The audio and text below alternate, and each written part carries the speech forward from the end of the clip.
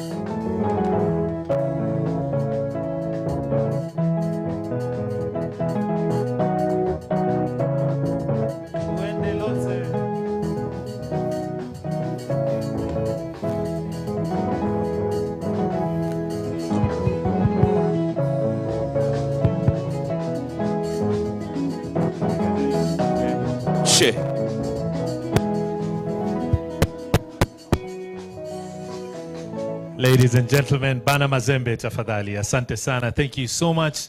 Asanteni sana kwa wageni, distinguished guests, excellencies. We are now coming to the final session of our speeches, and then we'll get to the grand launch, and then we'll celebrate together. Asante sana. Nataka sasa mabibi na mabwana, munisaidie tumkaribishe the man of the moment, the former Attorney General, Speaker Emeritus of the National Assembly, Mheshimiwa JB Muturi. Let's now hear from him what inspired him to write this beautiful memoir that he's launching here today. Makofi kwake tafadhali. Asante.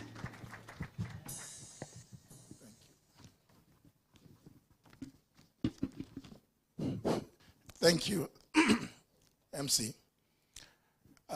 Your Excellency, the Honorable Stephen Kalonzo Musyoka, Your Excellency, the Honorable Rigathi Gachagua,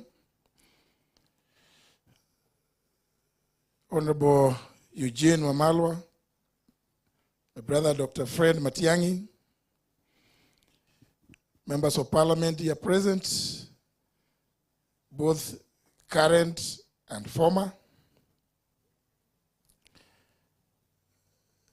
friends, government officials that may be present, colleagues, friends of friends, ladies and gentlemen, I'm delighted to have you all here today for the launch of my book, The Fight for Honor. It's a good thing to have friends among the guests here to hear me speak and to share in the celebration of this milestone.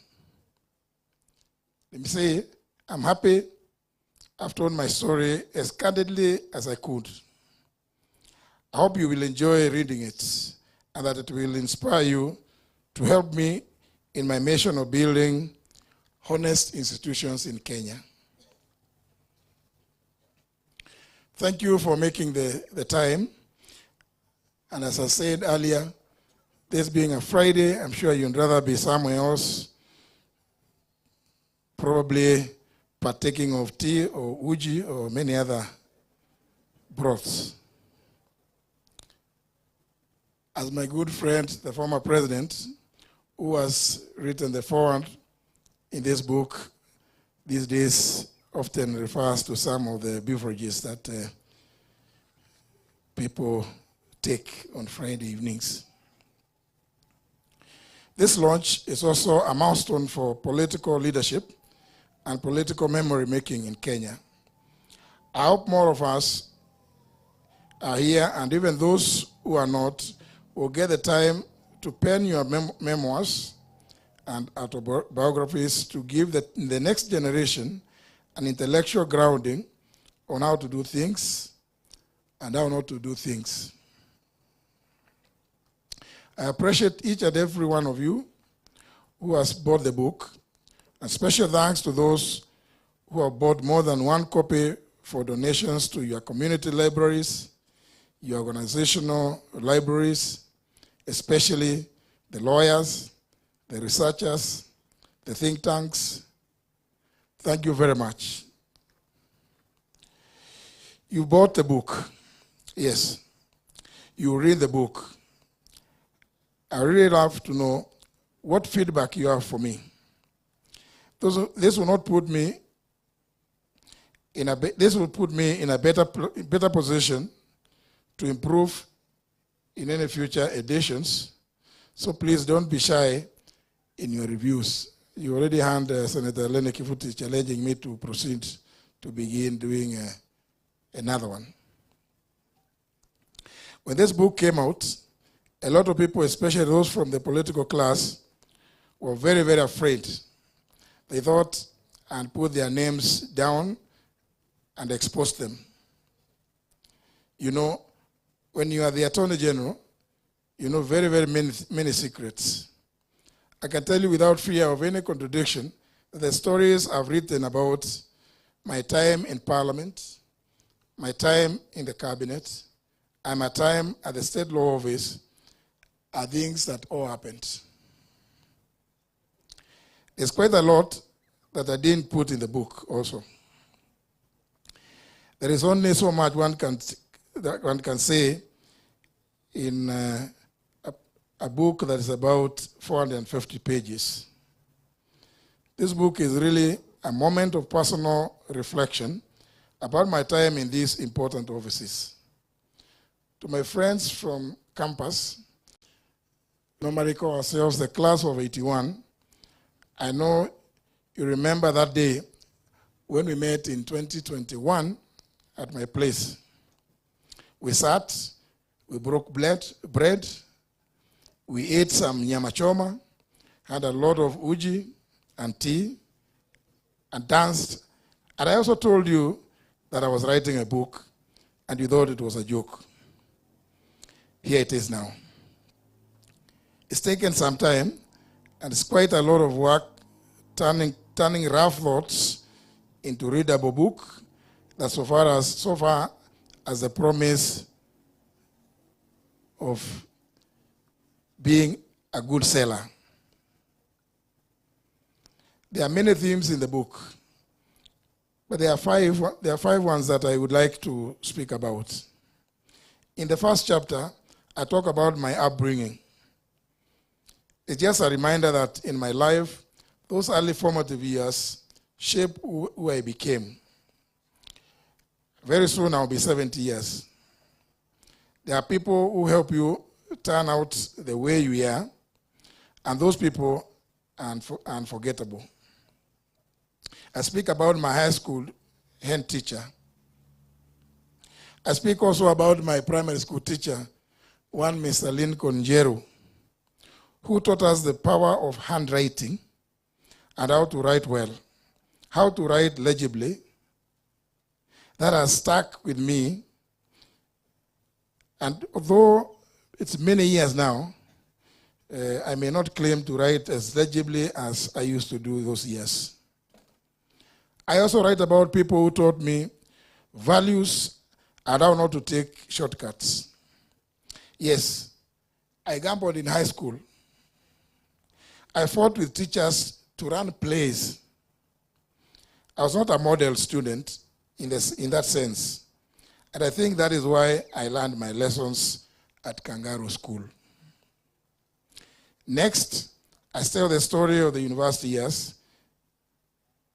I never at university imagined I would turn out to be a politician, a speaker, an attorney general, and a cabinet secretary. Life worked out that way as it did. I even wanted to be the president of Kenya just the other day. And here I am telling you about it. Indeed, the party I lead, the Democratic Party, has in its constitution that the party leader is always, invariably, the presidential candidate of the party in any general election, unless a party enters into a coalition agreement with other parties. I studied law and worked in the judiciary. I moved around the country, understanding the law, seeing how justice is done and not done in some instances. These days, I see lawyers complaining about delayed cases and judges complaining that they are overwhelmed. And in my days as a magistrate, I would get to the office very early and made sure that I did not have much on my entry. And even new lawyers reduce the games that you play on people to delay cases whenever you appeared before me. The weaknesses in the criminal justice system are well documented. But we can expedite the delivery of justice and make this country indeed and truly a country of the rule of law. It is doable. We probably need to look at our work ethics as people serving Kenyans. Kenyans need speedy justice. Can you imagine somebody fighting a case for 20 plus years or even 30 years? And this is not a story. There's a case I dealt with that stuck in the courts for years after I left. I'm not even too sure that it has ever been resolved to date. I also write about leadership culture in Kenya. The lowest point in my career was the frame-ups when I was in the judiciary. I write all about it. And I learned that in leadership and in politics, the backstabbing never stops. The backstabbing never stops. In the judiciary, in politics, dealing with KANU, Jubilee, and even now, Kenya Kwanza. It was constant backstabbing. Indeed, the Honorable Rigathi Gachagua has just alluded to some of those instances. Fitina mingi. A lot of snakes, hypocrites. Yes, you know them. I hope more colleagues can tell their stories. Labda tukianza na Rigiji. Stories would be amazing about what I talk about: hypocrisy, backstabbing, hypocrites all over, conmen, fitina mingi. I also write about the legislature, the legislative politics, and the Parliament of Kenya. The Honorable Amin Abdallah alluded to this. As the first speaker under the 2010 Constitution, setting up all those structures, you learn a lot about change management. I write about what my friends in the media called the supremacy wars, the Senate versus the National Assembly. Some people think that the fights were personal. No. The issues we were fighting about, like the division of revenue laws, are still there. I say in the book, unless the Constitution is amended to better define the roles of the two houses with regard to the budget-making process, the fights will continue regardless of the many advisory opinions that may come from the Supreme Court. I write about the Constituency Development Fund, now called the National Government Constituency Development Fund. I say it in the book that this fund needs to go. Members of Parliament here present, please don't start throwing stones at me. I'm just saying what I believe in. I've given reasons. With the devolution, we need to get serious. I don't like it when I see many of my governor friends going to State House to, in quotes, beg for development, close the quotes. Look at the Constitution. You need to negotiate your pound of fresh. When you sit in the summit, chaired by the president, and at the IBEC, those are the forums that we have to discuss and debate issues about what resources need to go to the counties. Don't come to Nairobi to beg the president for development. The more you beg, the more you are entrenching the culture of an imperial presidency. And that we must appreciate has been done away with in our 2010 Constitution. So governors, please, stop this habit. You are taking the country back to the era beyond 2010. One of the many, of course, many of you will buy this book because I write boldly about my time as Attorney General and as a Cabinet Secretary. I know some of you are waiting to hear the stories I've told about the current administration of William Ruto. Well, these days he has many names: Kasongo, Kaongo, Githinji, et al. Many names. It is one of the worst decisions I made working with William Ruto. I thought I could infuse change from within, but I realized that the fish rots from the head. My friends in Tanzania say, siku zote ng'ombe anayechelewesha msafara ni ng'ombe aliye mbele, lakini ule ng'ombe anapigwa ni ule yuko nyuma na ndiye huwa anapiga kelele. If this country is to progress, we need to deal with the leadership at the top. We keep saying one term, and we mean it. This isn't personal, but objectively speaking, for a person who talks a big game but does the opposite, it is really disheartening. There's a saying, a quote, "Who are worse than murderers and pretenders?" There's also something about hypocrites. And I must warn you about manufacturing crises. Every time you see our president manufacturing a crisis, just know he wants to eat. Just this week, we heard him talking about power rationing when the bulk of electricity is geothermal, or rebuilding the airport. You must have noticed that he's even costing the airport to the tune of 200 billion. Never mind, he was speaking in a foreign land, never accompanied by any engineer, any architect, any QS to give him these figures. He merely jumped at the figure of 200 billion. He would assign a value to a project just from thin air. I talk about this through the Kedong Ranch. The Honorable Rigathi Gachagua has just alluded to it. And the multi-billion tender, which I refuse to sign when they try and cornering me at the airport in Dubai. You do not, on one hand,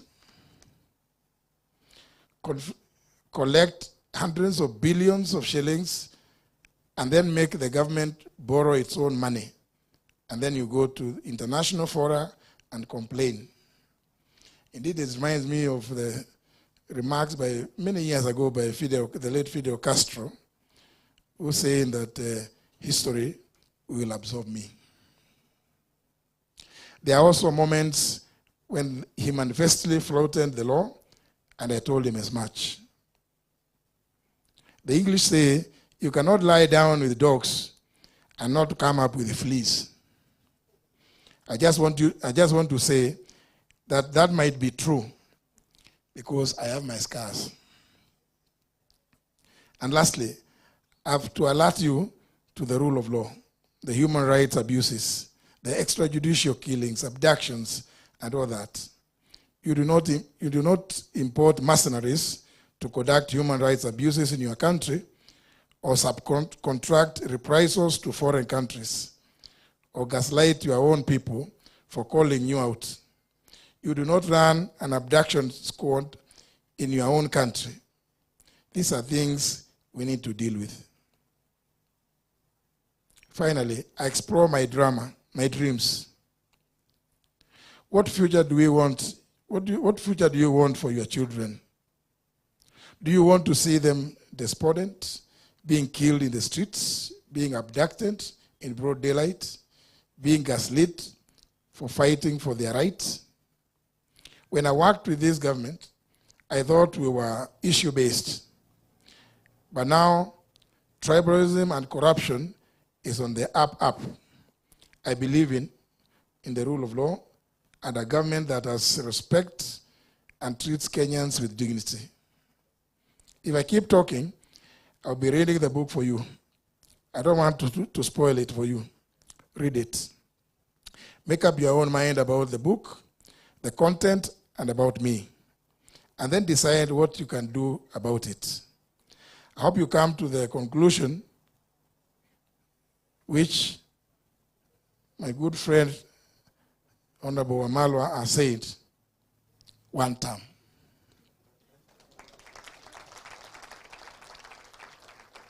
That we need to chart a new path and a new direction in this country. You read it, enjoy it, and I hope you buy some copies for your other friends and also for libraries in your locations. Thank you very much, ladies and gentlemen, for listening to me. And I conclude by saying that I am extremely happy that our good friends from the Frederick Newman Foundation, Judy Kaberia, is also with us. I know at the foundation they do a lot of governance issues, just like several other foundations do. Thank you, Judy, for standing with us. Ladies and gentlemen,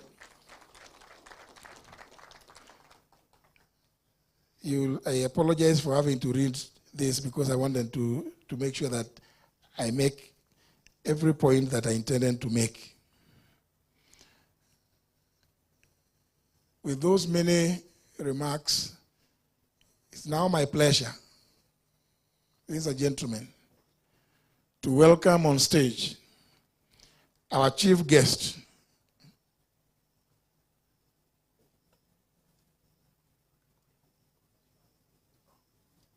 sorry, I'm also told that my very good friend, other very good friends as well, have arrived. The Honorable James Gakuya, the member for Embakasi North. Karibu sana, my brother. and my young son, the Honorable Gitonga Mukunji, the Member of Parliament for Manyata in Embu. Huyu ni kijana yangu. Thank you very much, Mukunji, for gracing this occasion. Asante sana.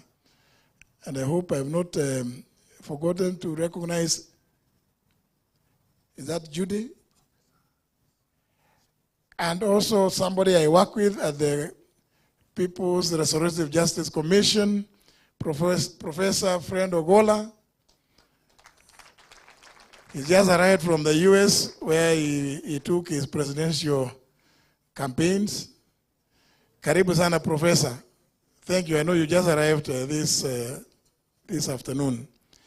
Also, let me recognize the presence of Judy Sijeni, Ambassador. Wakili Eunice Lumalas. And I hope I've been able to recognize each and every other. But anyhow, my good friend Olekenta is here. Wacha tusikize our chief guest, His Excellency Dr. Stephen Kalonzo wa Musyoka is our chief guest at this launch. You will make the final remarks.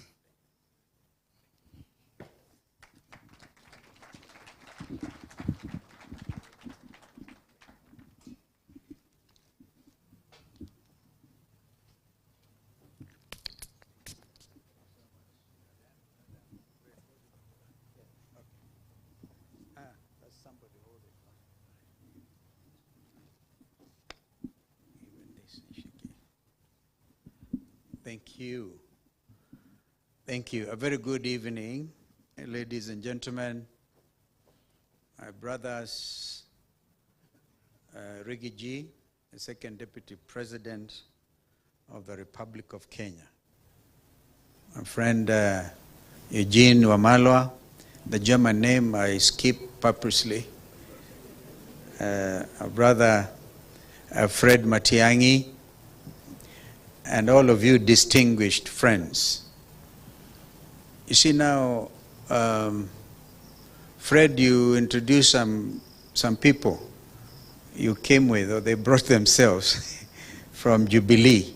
And because you did that, I received a request, now recognize patriotic front leaders who are here. And I think it is inappropriate because some of them have already been recognized by the man of the moment. But be that as it may, I think I saw some people are with me in Kisumu, in Jaramogi something, right? Kago ka Jaramogi. I saw Mukunji there with me and Cicely, and even those ambassadors are there, Sijeni, and I think Lumalas was there. Ndegwa Njiru was there. Did I see Ndegwa Njiru? He was there. Ben Momanyi, I saw you. Ben Momanyi was there. Mwana Mule. Who else am I forgetting? Please just stand so I can recognize you. So you don't take it. Senator Manzo, you are not there. But he should have been there. I think he thought he should have been there, and others. So I'm not able to see who is right at the back. Or is it Wakili Boniface? No. So, ladies and gentlemen, I'm here to do a very simple thing, and that is to launch this book. I asked myself, JB, why did you make me the chief guest? Is it because you thought I should buy very many books tonight and to give out there? Or is it because I may have written an autobiography for myself, and the title of which is Against All Odds and which is due for revision?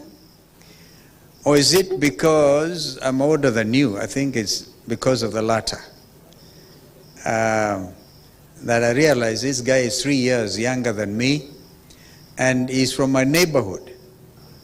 I don't know why Brother Rigiji claims Muturi for his own kinsmanship. Because if you listen to JB speak Kikamba, he speaks without an accent.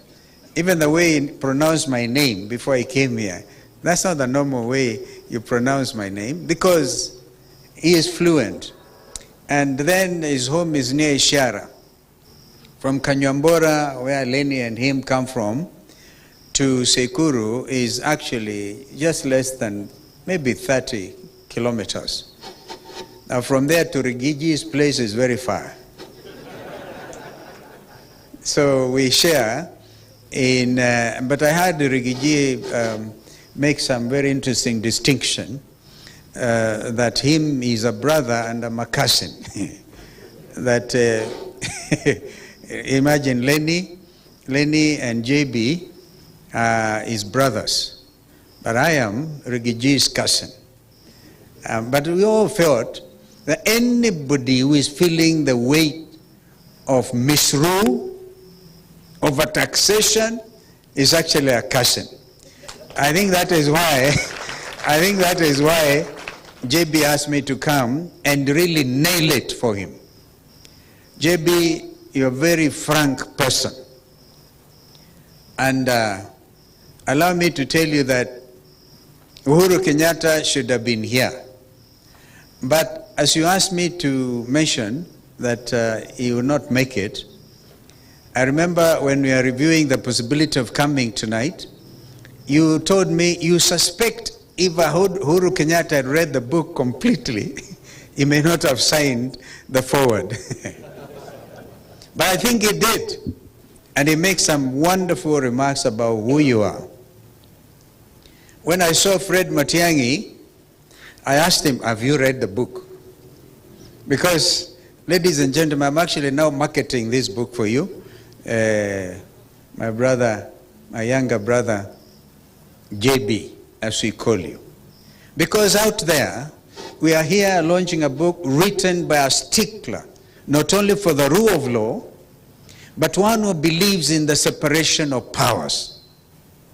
He has lived, he has served in both the executive, the legislature, and the judiciary. One of our foremost statesmen, I dare say without any hesitation. And one who is also fearless. Even as we sat there with JB, I told him, do you remember this friend who is running out of the country, is all over the place, and is trying to tell JB and I to mention that somebody at the very high level is already received a $10 million bribe to bring in rice from Pakistan or wherever. That is JB Muturi. And so I feel truly honored to associate myself with you, and also a party leader of Democratic Party. The founding Kiongozi, as you all know, was a gentleman I was privileged to serve under as his vice president. Not that he appointed me, but I negotiated. No, I learned a lesson in life. And it's somebody, when we went, a lot of you may not know, I was also deputy speaker one time, between the years 1989 to 1992. And then I went for an IPU conference, somewhere I think in Togo. And we wanted the late Joseph Muliro. How many of you remember Joseph Muliro? He was assistant minister one time for foreign affairs. And we wanted him to join the 9-member committee of parliamentarians from all over the world dealing with matters to do with climate change. And so we had some formidable challenges from that region, some of them claiming authority of their speakers. And I coined afresh. I said, in business, you don't get what you deserve. That is generally said. You get what you negotiate. So I learned that and applied it with President Kibaki. We negotiated my being 10th vice president. But that is part of the history. But I also learned another useful tactic. And I think that is what this Kenya Kwanza administration has been applying. And that was that in order to get Joe Muliro appointed as a member of the IPU Committee of Parliamentarians on Climate Change, we realized that our competitors had no time for us, and so they didn't care about the qualities, the qualifications of Joe Muliro. So I said, as the leader of delegation, because as Deputy Speaker, we'll apply the following formulation. If you cannot really dazzle them with brilliance, then baffle them with bullshit. There's a lot of bullshitting around. And because that is what really is holding this country at ransom. And it's all written and elaborated under this wonderful, wonderful work of art, as Rigiji put it. First of all, JB is summoned by J. Muturi, who wants a meeting of the Speaker of the National Assembly, the 11th edition, and calls him and say, JB, can you come to State House tomorrow? He didn't say, he said, what time is the President? Then he says, you contact Jay, you'll arrange the logistics and the time. So JB shows up, the Speaker of the National Assembly. And whom does he find? He finds Fred Matiang'i, Interior. And he also finds Kibicho, Karanja Kibicho, the PS. It's all there, Fred. That's why I said, if you read it, you have to really know that we are dealing with a very honest person in the tradition of the truthful man. And he says it there. He says he told President Uhuru Kenyatta, you cannot do this. I am the Speaker of Parliament. There's a principle of separation of powers. And he called Kibicho and Fred some very nice names there, because he was angry with what he thought was an aggression on the principle of separation of powers. He does the same, and of course others also at the time in the book, if you read, where, for example, you see, we are making him look like a wonderful person, but the human being in JB had to face the role of Mr. Njeru. Now, in that we share. When I was in Meru School in Form 5 and 6, our headmaster was Mr. Njeru, who once became the Director of Education. And one time, and I think that's why I sharpened my negotiation skills at Form 6, because we went on strike, and Mr. Njeru said, the Form 6, in all one accord, have decided to fail. We actually turned out that time in Meru School, the class of 1973, as number 4 in the country, because we are refusing to eat stuff we are calling fufu.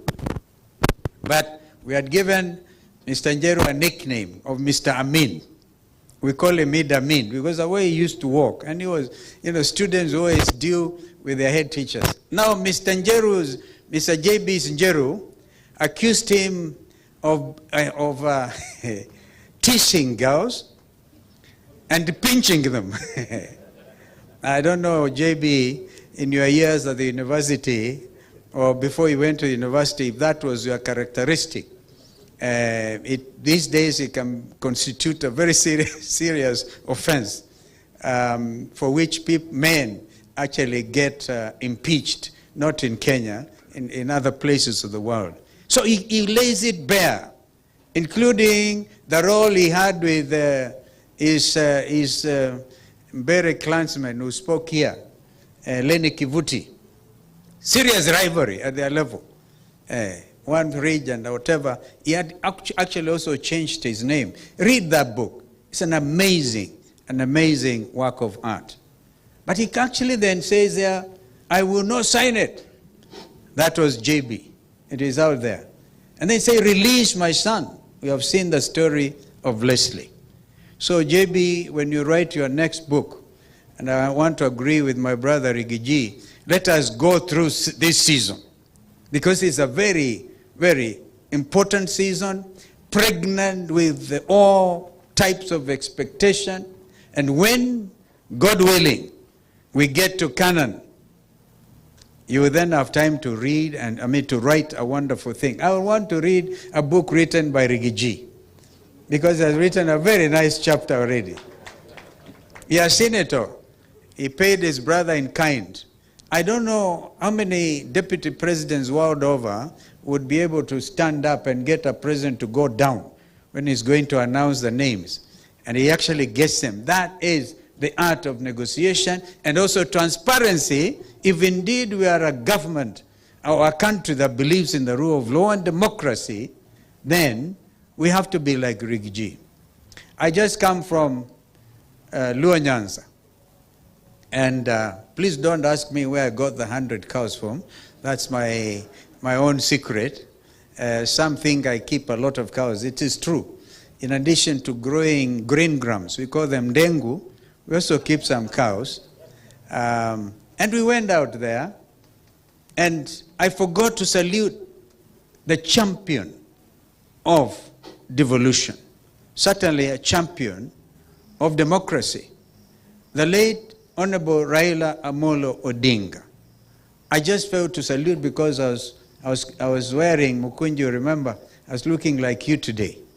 I really miss out just to salute him and to say the struggle continues, la luta continua. I wrote that in my remarks and bidding him farewell. But ladies and gentlemen, this is a country you all love. And this is a country we know at a critical time like this, if we buckle, if we falter, then it is like what Shakespeare said, the rest of the voyage is really taken. If we don't take this high tide, then the rest of our lives will be lived in mystery. And the lives of Kenyans will not be exactly what J.B. Muturi would have wanted.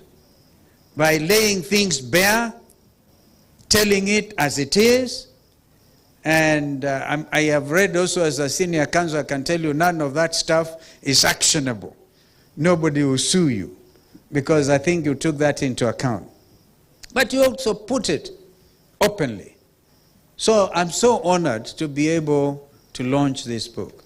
And the fight, not just for democracy, the fight for order in our country.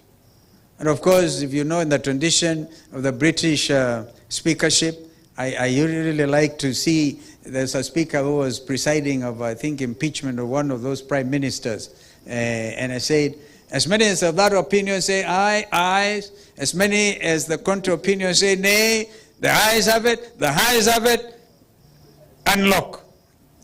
Unlock is a very interesting situation. Kembe, my classmate, also remember, he was a deputy speaker in the Senate. That order for our country is really what is critical at this time.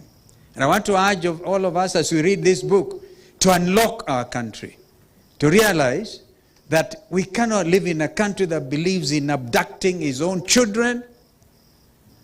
And I think in one, he quotes that proverb, JB, in one of quoting that African proverb, when an hyena wants to eat his children, the hyena looks at them and says, "You smell like a goat." We must do whatever it takes. We do not have another time or anything to squander. We have a country literally to liberate and to live the spirit of the young Kenyans who have become a phenomenon world over. Who would have imagined that the very suave Tanzanians, suave, wa Tanzania wanasema, badala one of them is said to have come through Isabenian border up to Nakuru, akasema, and I must conclude, akasema kwa hoteli moja pale owned by a cousin wa Rigiji, asema naomba chai. Naomba chai. Akamwangalia, akasema, akampatia kikombe kimoja na siagi, mkate wa siagi. Tanzania suave kapatiwa. Kamaliza, Mtanzania alikuwa na njaa kidogo. Kasema, naomba uniongezee. That hotel na kama, sikiza bana, hapa kuna cha bure. Hapa kuomba, uombaji ni kula hapa na kulipa. Hakuna cha kuomba hapa. The suave Tanzanians thinking the Kenyan Gen Zs were from Mars. And you see, they even now, unfortunately, arrest Kenyans who are working ordinarily kwa mahoteli, and they think sasa hawa, they are part of, these are the people who have awakened. The Gen Zs everywhere have woken up because they are demanding transparency. Just like JB Muturi has said it, put it so clearly, that they, not just in Tanzania, in Madagascar. Did you know see Sheikh Hasina, the Prime Minister of Bangladesh, escape by helicopter to India? Because the Kenyan Gen Zs had said, I've actually said that example, of course recently in Nepal and other places. We are living in very interesting times. Times that if we don't catch up with the aspirations of the young people who are demanding change and demanding it immediately, demanding transparency in leadership, demanding good order, the fight for order. Maybe, ladies and gentlemen, I want to ask us to grasp, to take hold of this moment and change our country for good forever. Thank you so much, JB. Congratulations. If I say the fight for order, I will add Joey. Joey. Yeah, you know, buffaloes. I'm a buffalo soldier. I hope if I've annoyed you, I do not ask for your forgiveness. In the spirit of JB. Asanteni sana. So we're happy to launch this book. And please read it. And if you find it affects you, that is JB for you. So we're happy to have you. Can I now move? Thank you. Ladies and gentlemen, a round of applause for His Excellency, the Honorable Kalonzo Musyoka. Thank you so much. Let me invite you to the booth where we're going to be launching the book officially. May I also invite all the excellencies to come. Sorry. Sorry.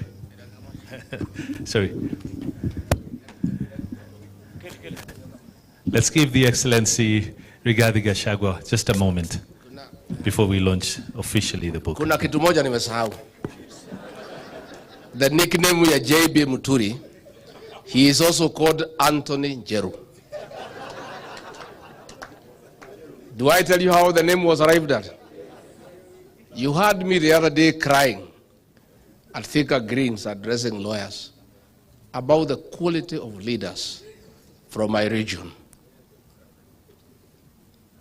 You heard me cry and pleading with lawyers to save my community by electing leaders of high quality and integrity. So these men, we went for a function in Embu. A senator had been elected in Embu in his party. When he rose to speak,